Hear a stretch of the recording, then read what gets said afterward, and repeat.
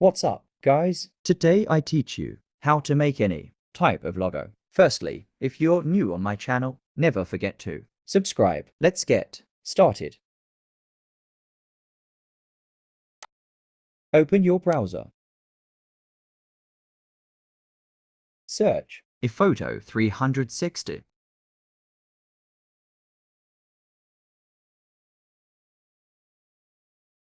Click on the first link.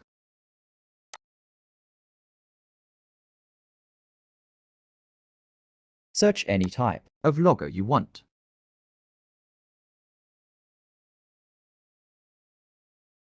Select any logo.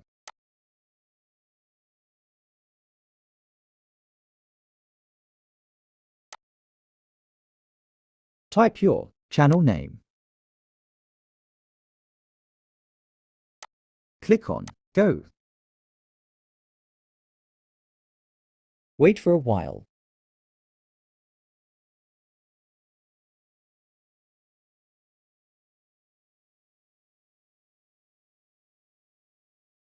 Here your logo has been created now. Save this and use anywhere you want.